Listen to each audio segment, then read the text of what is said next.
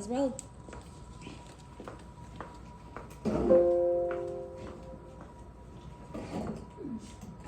Thank you for joining me for the Key Assessment School-Based In-Service iReady Data Gig. Introduction. Our focus today is on strengthening our first grade comprehension of informational texts. Why this matters. Building skills in nonfiction reading lays the foundation for lifelong learning. Our goals for today are to explore practical, research-based strategies, discover engaging tech tools, learn how to use iReady data to personalize instruction. You have before you the needs assessment data. The 26% is the mid or above grade level. The 9% is the early on grade level. The 62% is one grade level below. The 2% is the two grade levels below. The 0% is three or more grade levels below. 1% not completed. When we initially took this at the beginning of the year, at the middle of the year, this is where we ranked. When I initially did the needs assessment in the beginning for the first part of this assignment, we found that the students needed more help with sight words, but upon further examination with the curriculum specialist, she brought to my attention that those sight words were not from the first grade class, but they were more from the special ed students. So my focus today is going to be for our first grade students who need more help with informational text. So that's where we're gonna go. This is the quantitative data that you have before you. You have a copy of this. This is what we took in the middle of the year. We will take our end of the year test for iReady next month. Our learning goals for today, students will become more interested and comfortable with reading nonfiction text through intentional and regular exposure to age-appropriate informational text. Students will learn to identify and use common informational text features such as headings, captions, diagrams, glossaries to enhance comprehension. Students will improve their ability to recall key details, summarize information, and make connection within and across informational text. So I have 3 strategies that I'm going to present to you today. I'm going to go through each strategy and I'm going to come back to each one and I'm going to integrate technology with each one. So the first strategy is text feature walk. And with this, I'm going to teach the students how to preview the text by walking through labeling the text, such as the titles, the headings, the captions, the bold words, diagrams, and glossaries. And the rationale for this is familiarity with text features improves the comprehension by helping students navigate and make sense of informational text. The second one is compare and contrast with paired text. And with that, we're going to be using a fiction and a nonfiction text on the same topic to highlight structure and the purpose of the vocabulary, talking about the differences, the vocabulary differences. And the rationale for that is to encourage analytical thinking to help students use how informational text and structural differences in the stories they are used to. And the third one is interactive read aloud with modeling think aloud. So the rationale for this is research shows that teaching modeling how to read aloud supports comprehension and reading development in early readers. So I'm going to go back to this one. So if you would, I'm going to go into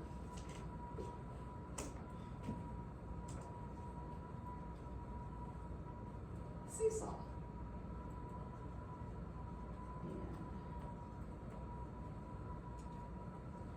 So if you would, go into Seesaw. So what I have for you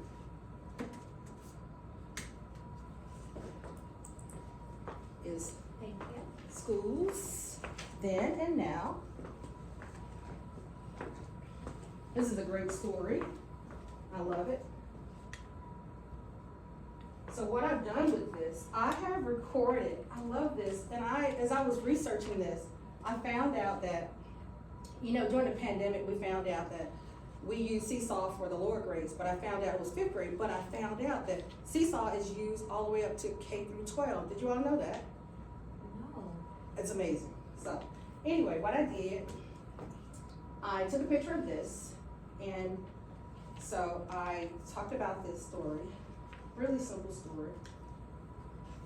Schools, then and now. So we talked about the essential question, how is life different then and how was it long ago? And so I love this because it's a really simple book and it's easy to read.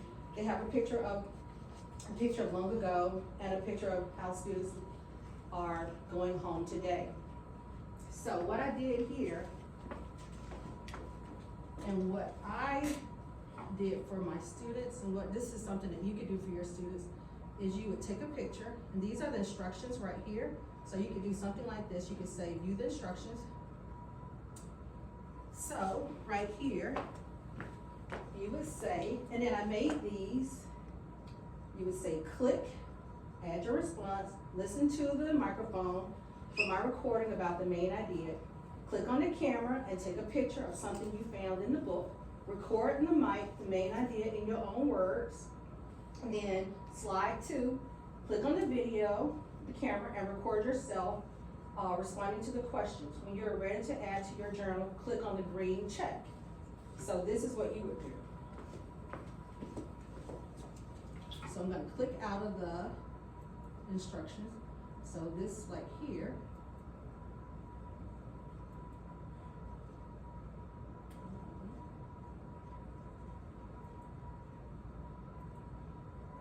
I just started reading Schools Then and Now. And in this book, it talked about how schools were in the past and how schools are today. so that's something that you would do. As we would read this, long ago, it was hard to get to school. Boys and girls walked far. Some use horses. Now people go to school by bus. Some walk or ride in the car. And when we're reading, we've taught them that they can find the main idea in the first sentence, and sometimes in the last sentence, or if they can also find things in the title, and if they look for repeated words. So they're gonna use all of the strategies that we have talked about in class. So they're gonna read this, and then they're going to take a picture, hold it up onto the camera, right here, and then they're gonna press record, and then they're gonna record their answer. Really great for first graders. Isn't that cool? Yes. Yes. Yeah, I think they would like that because they get to see themselves. Yes. I love it. And from a teacher standpoint, some students are able to verbally communicate their answer instead of in written form. So this offers a different method of grading. Absolutely. Thank you. You're welcome.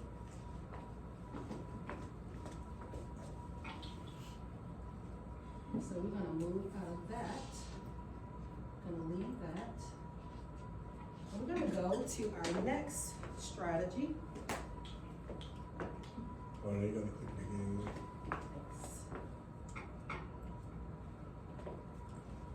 Okay. So our next strategy is compare and contrast with paired text. So this I use Nearpod.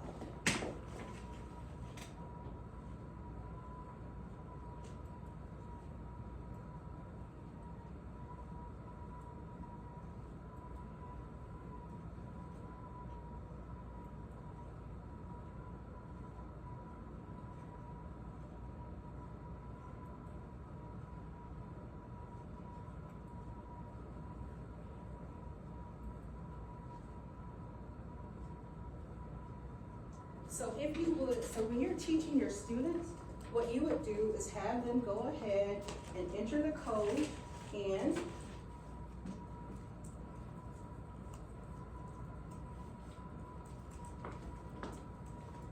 And sometimes, I know this is first grade, sometimes what I would do is go ahead and write the code on the board.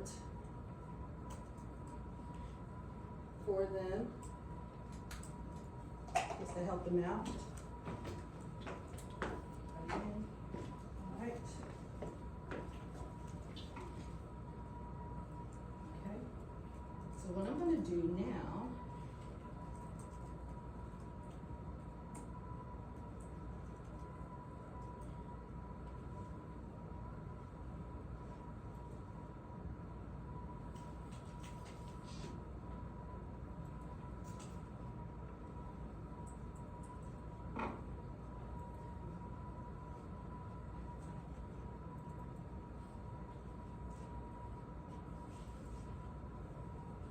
first, we're gonna look at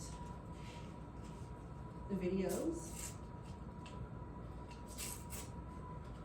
And, let me go, move this out the way real quick. This is what we're gonna do.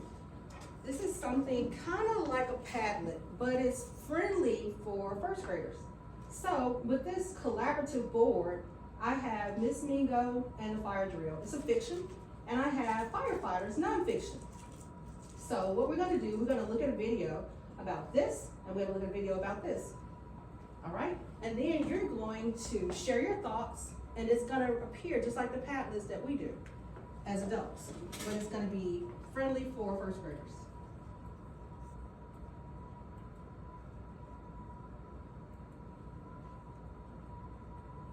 Good morning, friends. Today we are going to talk about Fire Safety Week. What does that mean? Fire Safety Week is celebrated in October, and it's when we learn all the important things that we have to do in case if there's a fire. Now, if you're at school, you know you do something called a fire drill, and the first time it happens, it might be a little scary, but it's a really important thing to learn in case there's an emergency and you have to get out of the school fast. But it also shows you that you don't have to be afraid. And if you take a deep breath, everything's gonna be okay. These kind of things are here to keep us safe. So this book is about Miss Mingo's class and her first fire drill with them, and how some of the kids are a little afraid and what they do to figure out how to go with Miss Mingo and the fire drill by Jamie Harper. What I really like about this book is that even while it's telling us a fictional story, which means it's not true because the animals are wearing clothes and talking, it has real non-fiction facts in it that tells us what happens when animals get scared in the real world. So let's find out what happens in this book. It's Fire Safety Week, Miss Mingo announced to her class one Monday morning in early October. We'll be learning what to do in case there's a fire. My Grammy had a fire, Alligator said. It was in her frying pan. The smoke detector went off and it was really scary and my French toast got burned, but I ate it anyway. Everyone agreed it sounded very scary. Panda started barking, Elephant trumpeted, and Bird growled. Animals use a number of defense mechanisms to protect themselves from danger. Many of them make loud, harsh sounds to scare off predators. And Monkey humped. I'm afraid of smoke detectors, he admitted. What's wrong with your nose? Asked Bird. When danger threatens, a proboscis monkey honks loudly and its large, fleshy nose swells and turns red. But before Monkey could answer, the room started to shake. Elephant was stomping his feet and flapping his ears. I'm afraid of fire trucks, he cried.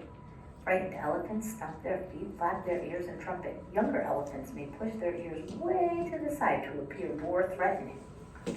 Now, let's simmer down, said Miss Mingo. I know a fire can be scary. Just thinking about it makes me want to hide behind my friends. But I know I have to follow the rules when there's danger. So today, we have a visitor coming who will teach us how to be safe and well prepared. Flamingos move in large, tightly packed flocks, making it easier for them to spot lone predators. At that moment, a very big bear entered the room. Good morning! Snake hissed loudly and puffed up his body as much as he could. When threatened, a hog-nosed snake inflates his body to resemble a cobra. It also flattens its head and hisses.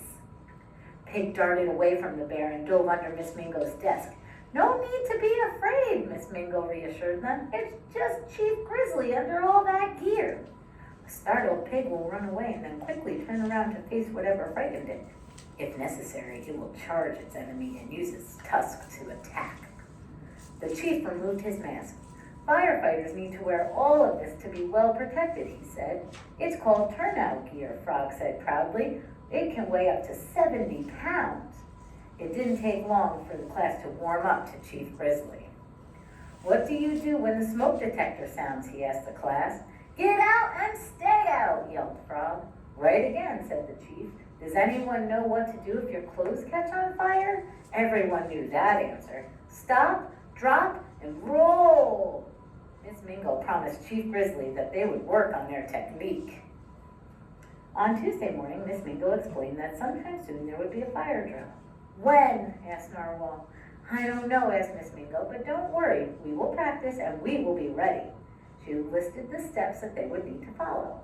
Stop everything. Get in line with a buddy. No talking. Follow the primary route out of the building. Go to a designated spot outside and line up. First, they practiced lining up. Alligator insisted on being the leader. Koala brought along a snack, and everyone was talking. Remember, said Miss Mingo, everything stays here in the room. Even my eucalyptus, asked Koala. I can't leave it behind. Koala was so upset he started rubbing his chest and growling. P.U. exclaimed Alligator. What's that smell? She dropped Koala's hand and ran to the end of the line. Koalas howl and wail when they are upset. In some aggressive encounters, the male koala rubs his chest. The glands then release a strong, musty odor. Oh my, said Miss Mingo, opening a window. Why don't we practice some more outside? Today we will take the primary route to get outside, Miss Mingo said as they left the room. That's the most direct way out and the closest to the building's exit. The secondary route, announced Frog, is just another way we can go in case we can't use the first one. Miss Mingo gave him a nod. There was lots of noise as the class made its way through the halls. Finally, Miss Mingo's class made it to the meeting spot outside. Miss Mingo called each student by name. When Panda didn't answer, she scanned the schoolyard. It didn't take Miss Mingo long to spot him wedged up in a tree, all curled up. Panda, why aren't you in line? I'm scared, said Panda. What if I'm all alone in the bathroom when the alarm goes off? No one will be left behind, said Miss Mingo. The teachers and the firefighters will check the whole school. They'll then tell us when it's safe to go back inside. A panda escapes danger by running away or climbing a tree. If trapped, it growls and swipes with its paws, or simply covers its face and curls up into a little ball. On Wednesday, Miss Dillo, the lunch monitor, came to eat with the class while Miss Mingo ate in the teacher's lounge. Suddenly, a loud sound ripped through the classroom. Excuse me, said Hippo, wiping his nose. It's the fire drill, yelled Cockroach. No, it was just a sneeze, cried Hippo. But no one heard him. Giraffe was so frightened that he tipped over his chair. Stop everything, please, Miss Dillo said. Cockroach was hissing loudly, which made Centipede mad. If faced with danger, giraffes can deliver a kick with their front legs, powerful enough to hurt a lion. Their speed also helps them escape. Centipedes defend themselves by pinching with their back legs or biting with their front fangs. They can escape a predator by simply shedding the legs that are being held captive. New ones will grow in soon. Cockroaches attack other insects by kicking their legs, which are covered in sharp bristles. Stop, yelled Hippo. This isn't the real fire drill. Is it a real fire? Alligator screamed. Miss Dillo rolled herself into a ball. Alligator thrashed her tail wildly. Thwack! Everyone stopped to watch Miss Dillo fly across the room right into Hippo's mouth. Pelican smacked him on the back, and out popped Miss Dillo. She rolled out of the classroom just as Miss Mingo returned from lunch. Mercy me! Miss Mingo cried. A mother alligator defends her hatchlings against predators by hissing, chomping her jaws, and using her most powerful weapon, a thrashing tail. To stay safe, the three-banded armadillo rolls into a grapefruit-sized ball, completely enclosing its body with its leathery plates or armor. Friday morning, students trickled into the classroom. Miss Mingo reviewed all they had learned about fire safety one more time. During the morning meeting, a siren blasted and bright red lights flashed. It's here, hollered Pig. It's the fire drill, Octopus cried. He squirted a cloud of ink into the room, but class stayed calm. Norwal helped some of his classmates to the doorway where students began to line up with their buddies. An octopus squirts a cloud of ink to confuse its enemies and then dashes away under the cover of a smoky screen. Miss Mingo led her class out of the room and down the hallway. Everyone protected their ears from the loud sound. There was no talking, there was no running, and no one stopped at the Cubbies, although Alligator tried. The students were just about to exit the building when they found Chief Grizzly blocking the entrance with a sign that read "Fire." He smiled and then winked, and they knew this was a special test. Frog nodded, and the class filed out using the secondary route. Outside, the class formed a perfect line and stood in perfect silence while Miss Mingo called out every name. They were the very first class to be ready. Miss Mingo was so proud of her students, and so was Chief Grizzly, who rewarded them for a job well done. I'm so proud of Miss Mingo's class for learning all of the fire safety rules and getting out in the fire drill safely and remembering to use their secondary exit. It's something that they practiced even though they were afraid, and everybody did a great job. If you enjoyed this story, hit the like button so you don't miss another one, and subscribe to Read It Again, Miss Jen. I'll see you soon.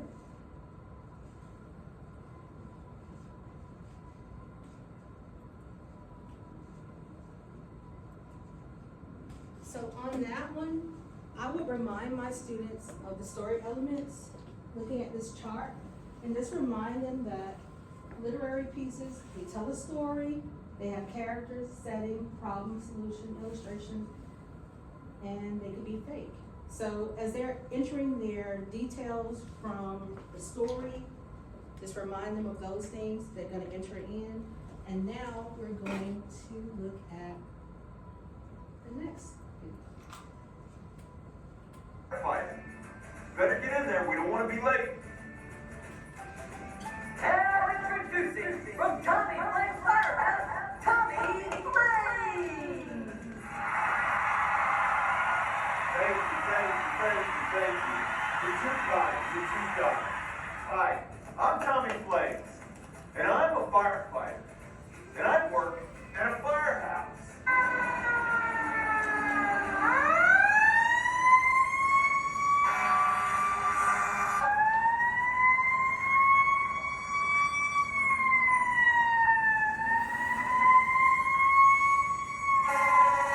As you can see, firefighters wear a special uniform to protect us from fires. Now, we wear a helmet, protects our head. We wear a bunker coat and bunker pants, protect our body from the fire. And we wear fancy dancy boots to protect our feet and keep our feet dry. Now, can you guys name some tools that firefighters use? Firefighters use fire hose with a nozzle to put fires out.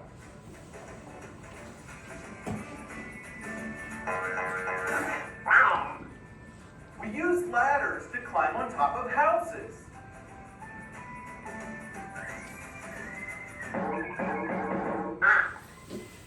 We use axes to cut holes in a roof.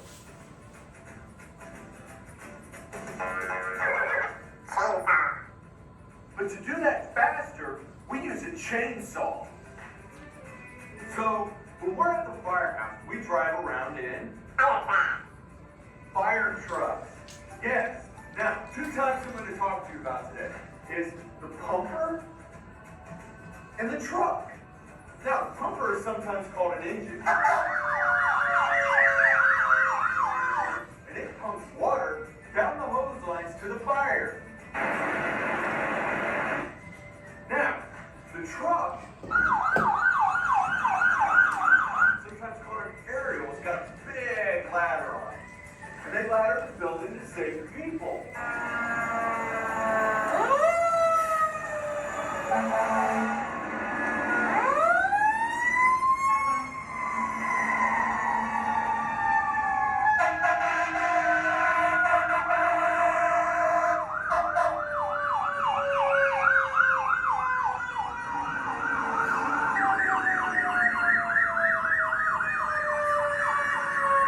When the fire alarm rings, means there's an emergency.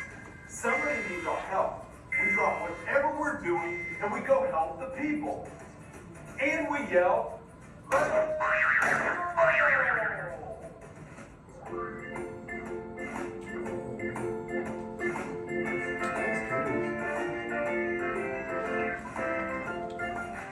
Now that I've told you a little bit about being a firefighter, why don't you guys ask me a couple questions?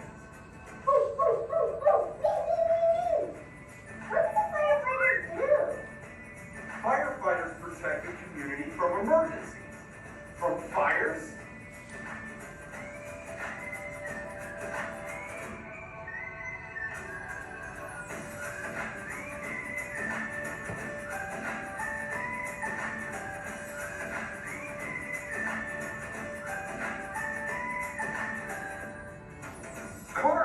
accidents.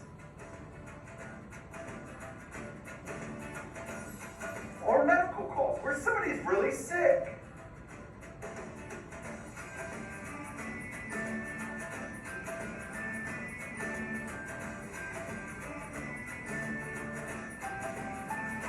Firefighters also respond to special emergencies, like water rescue,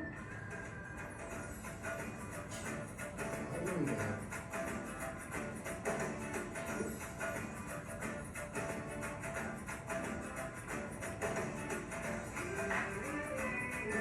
hazardous materials. That's where somebody spills a bad chemical. Or wildland firefighting, where there's a big fire out in the forest.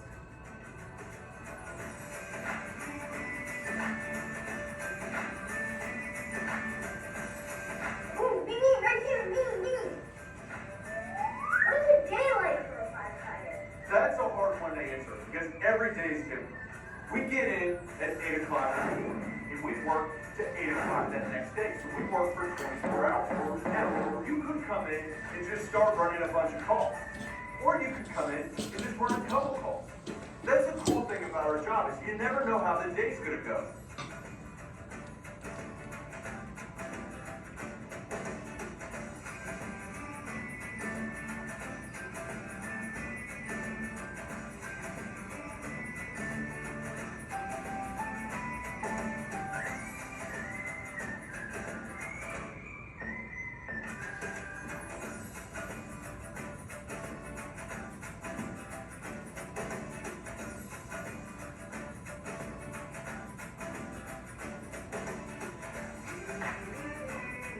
That's all I got for you. That's it. That's a quick look at what it's like being a firefighter. I hope you guys enjoyed that. We'll see you later.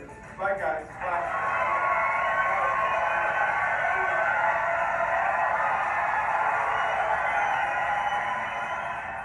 Woo! How'd I do? I did great. Did you guys learn something? Awesome. I'm glad you did. And I'm glad you guys stopped by Tommy Flynn's Firehouse. And remember, kids, be your own hero. And we'll see you at the big one.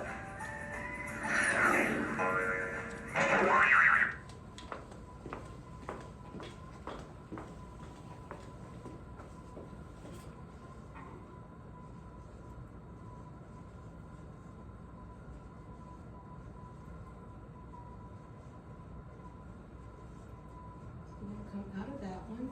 And so now with your code, I want you to think about some things that you saw from Miss Mingo in the fire drill and the firefighters. But before we do that, let's look at this. And this is the kind of discussion that you would have with your students. Let's think about how are these both the same? Yes. Well, I noticed that although Ms. Mingo had some fiction aspects, it also spoke on things that were true. So you can correlate what animal was it? I believe it was a bear. Yeah, the bear That was firefighter. the firefighter. Some of the things that he did that the true firefighter did, and relate those in that way. Absolutely. Thank you. Thank you. And now looking at how were they different? Yes.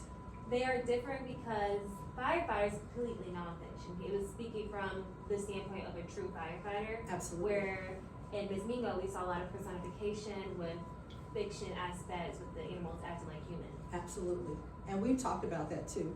And guys, when we're teaching in this class, we constantly refer to this chart. I love this chart, fiction versus nonfiction. And we know that nonfiction gives information. They talk about facts, main ideas, supporting details, table of contents, captions, labels, photographs. So as you're entering in your information here, I want you to think about the story element for Ms. Mingo and for the firefighters nonfiction. Think about the main idea and think about those things that he used. He used an axe, and he didn't say the jaws of life, but he used a saw when they had to get to the heavy duty information. So if you can add some of those things in there, and they should just appear. So as you do that, you can do, add those thoughts in.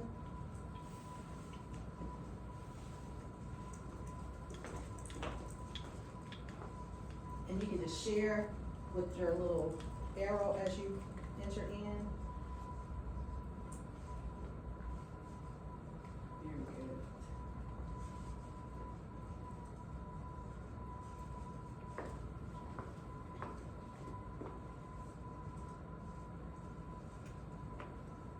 B says most stores have true information about what it's like to be a firefighter.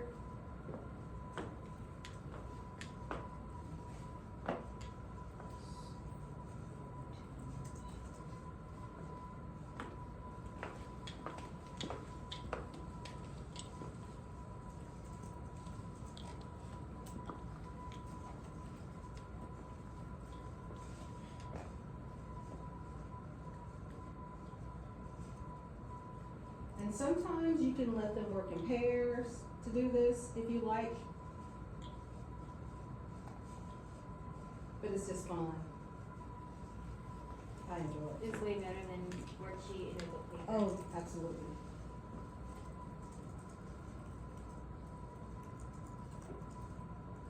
As a child, I always enjoyed informational text more. Just recently, in the last 5 years, I started enjoying fiction books. I can't believe it. I mean, really. I mean, when I was a little girl, I loved informational text.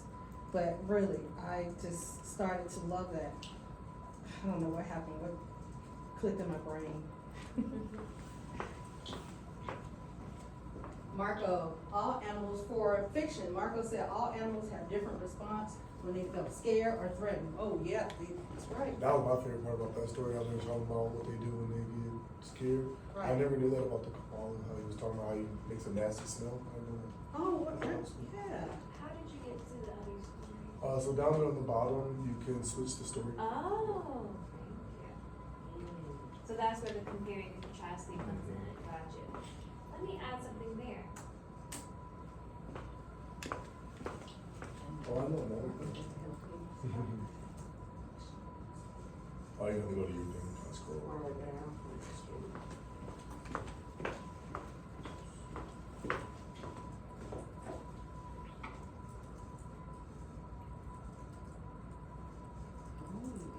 Thank you. So, Marco, you said for nonfiction, you said give information on the responsibilities and duties of the firefighter. Okay, Adiria said, I can't see that far. Let's see here.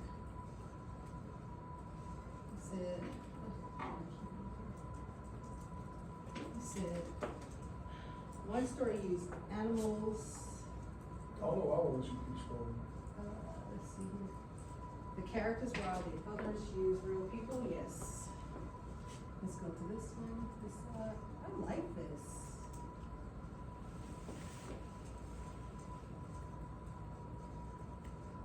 My mouse to cooperate.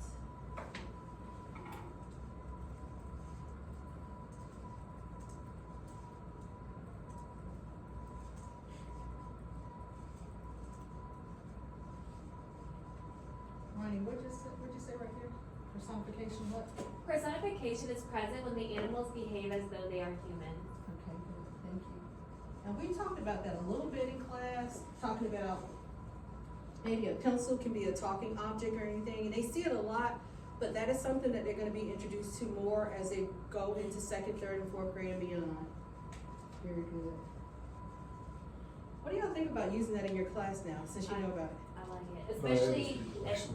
this point in the semester. Yes. Like, save the paper, save the trees, let's do Yes. it on technology. Yes. Because you can still use this as a grade. And it's almost like a more effective turn and talk. 'Cause Yes. then you can talk to the whole class almost, you know. Yes, And and then in real time. Yeah. Sometimes, like if you walk by and hear conversations, sometimes they're off topic, so this holds them accountable for what Yeah. they discuss. Absolutely. You can even say, I don't see your response, where's your response? Yeah. Because when they come into the chat, they have to put their name in. Marco, you said here. I said in Ms. Mingo's, the animals were practicing a fire drill, and then the firemen talked about real emergencies. Right, oh, yes. And, something I noticed too, when he was, on that raft, you can't be afraid when you're a firefighter. And then when you look at the fiction book, it's almost like it's fun and everything, but when you think about the real firefighters, Dangerous. it's dangerous. Yeah. And I had a friend who was real close to me, He said every time you went to an emergency, he was a captain, he said it was no party, it was no picnic. He said every single time you would go to a call, it was, sometimes heartbreaking. Because it was always gonna be something serious, always. And I never thought about it like that. And, those people would retire early. They didn't retire at, 65 and 70. Those people end up retiring like, earlier, 40, 45, and so on, stuff like that. So they don't retire later, because it's so stressful. Yes, that makes sense. Yes. Okay, so now I'm going to move out of that. And I'm gonna go back into this. And now I'm gonna go into the text feature walk. And I'm gonna go into Nearpod again.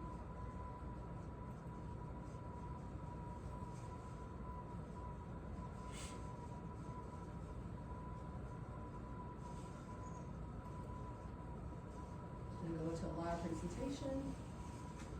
And this is the code, if you would, and erase this one. I think if you do this enough, kids kind of get used to it and they enjoy it. And you can do so many things with Nearpod. I was thinking even for morning work, like have the code ready for them in the morning. Yes. Grab your device, start your morning work. Yes. So with this, everybody's in.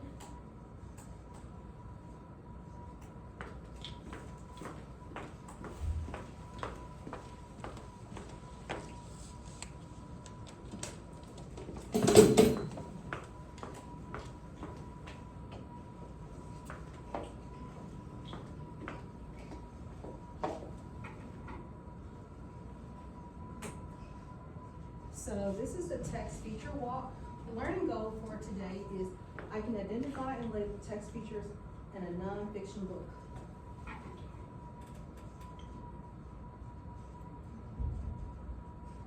So with this, I would like to model this.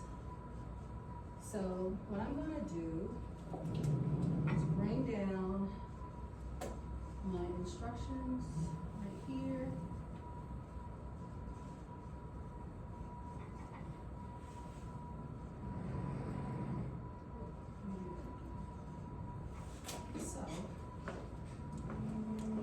You're gonna use the drawing tool to circle the title, the heading, caption, and photos from the text. And then after that, I'm gonna explain why each of these features is helpful for understanding the text. So once you do that, you can close out of that. And what I did too, I had this up here so that they can click on this and see this bigger in case they needed to. So this is here, close this out. So I'm gonna pick a drawing tool like this. So this is me modeling. I'm gonna pick, I guess I'll just pick this. And so, this. I'm gonna take this, I'm gonna say this is my title. And this is my, well, this is a picture. And this is a caption. And then I would tell why this is important to learn. And then I would go on and let them do the next part. So this would be your time, since I modeled that, and then this would be you. And so what you would do is read this. This would be for you to do as a student. You would model one piece, then you do this, and then you would circle or take a drawing tool, choose your color, highlight, draw, and then on the next piece, explain why that is important to understanding the text.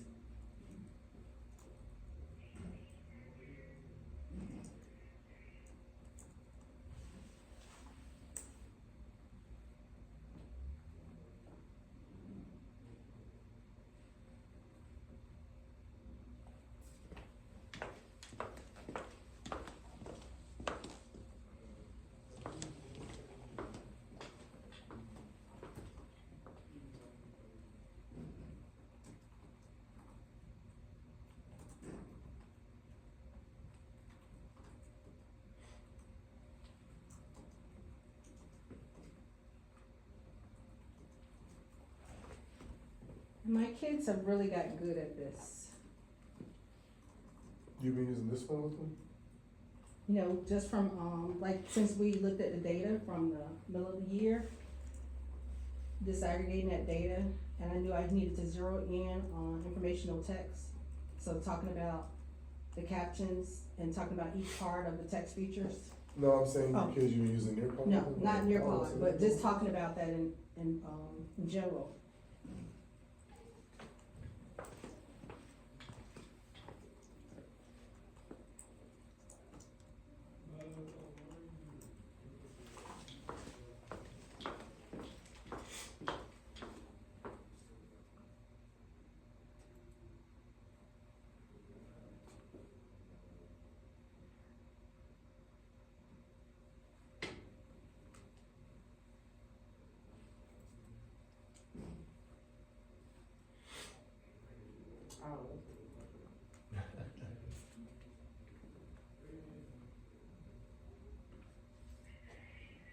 Alright, so, let's go ahead and look at this. So, if you were looking at this, I know that you circled Toys for Tots. I know that you circled, cause I was walking around, I know that you circled these captions. I know that you circled these photographs here. And I know that you probably would have written in your, did you all have a chance to write something in yet? No. Okay, I'll give you a minute to do that if you want to.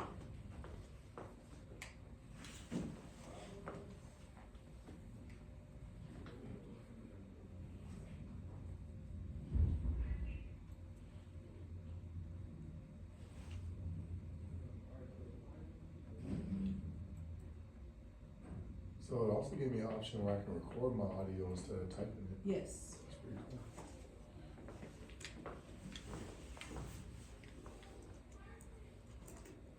Text features are important because they give us further information on our story. The captions lets us know what we are The looking at title in the was picture. Toys for And Tots. That was the title. Lets us know what the whole page is going to be.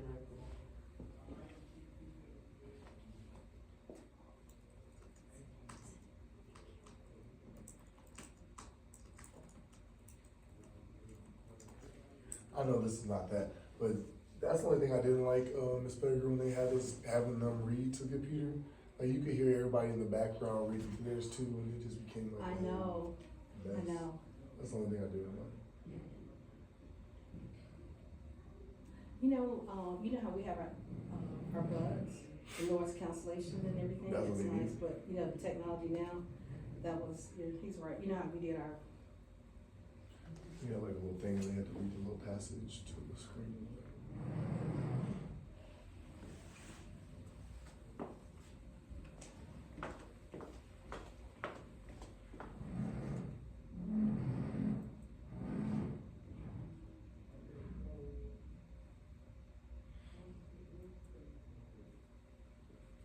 so Wayne said, the captain helps me understand what's happening in the pictures, absolutely. And that is what we talk about.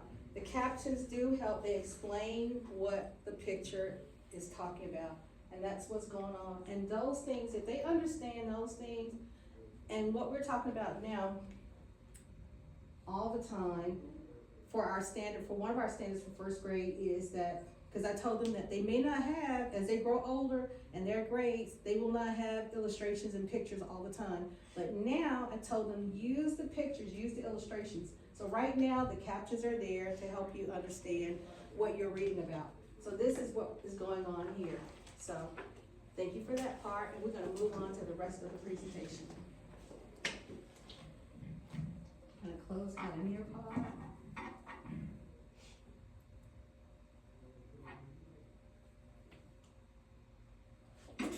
So the next part is the assessment. So the Nearpod assessment, the Nearpod responses, there were embedded comprehension questions, polls, they monitored the students in real time.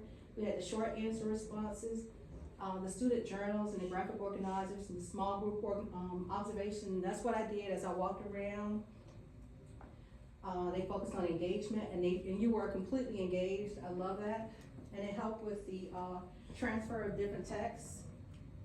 The evaluation part. When we do this, this using the technology piece, I love it, because this does help them to understand the big picture. So now when they're using, the written test, it's gonna help them to understand it better with the multiple choice. It's gonna help them with the, like when they did the firefighter piece, the main idea, learning the facts. And when we're pulling them for conferences, so that we can zero in to see where they, perhaps missed the mark a little bit, on looking at their iReady data as we look at them individually. Conclusion. Today we identified the needs of many of our first graders who are struggling with understanding informational text, which limits their ability to understand the nonfiction content and builds content in their area of knowledge. So we explored the practical research-based strategies with explicit instruction of text features, graphic organizers to guide comprehension. So with our daily exposure to informational text, enhanced tools such as Seesaw and Nearpod, this is gonna deepen their engagement, and it's gonna support the diverse learners. My final thoughts on this. To maximize the benefits of iReady, we can continue to use our data. We can make sure that our students take ownership of their learning, which we have done, and we already see the benefits of it. Because I see now, because when we first did this, I see already the growth that my students have exhibited. So, we're gonna continue to collaborate together like we're doing now, and we're gonna continue to see the growth. Thank you again, and are there any questions that you may have for today? Grimsley? No, I don't have any questions. I was just thinking, like you said, getting the first graders to take ownership of their learning. You know. Yes. This would be a really cool exercise to do with the first graders, but I feel like some of them would definitely be off task. So I was just thinking about how I would implement it in my class if I wanted to use Nearpod like that. Because it was really cool, actually. Thank you very much, I appreciate that. Nadia? I didn't have anything. Okay, thank you. Great Right. session. Thank you so much. From your personal experience, would you recommend using these platforms more so for a whole group or small group? Like, which one have you seen most success in? Like with what Mr. Grimsley was saying with the student behavior. And what would you recommend, whole group or small group? In the beginning, I would use this as a whole group, and perhaps after my students have really gotten acclimated to everything, I could perhaps have a small group, and I would give them explicit details for Nearpod, because when I taught 4th and 5th grade, I would go back and check the work, because that's the great thing about it, I can go back and check their work. So in the beginning, whole group, and then once they get the hang of everything, the swing of everything, then individual. Whole group, then small groups. Okay, thank you. Yes, absolutely. Thank you again, appreciate you. Of course, thank you. School is done. Now all you gotta do is just turn it in. Where and my get ready to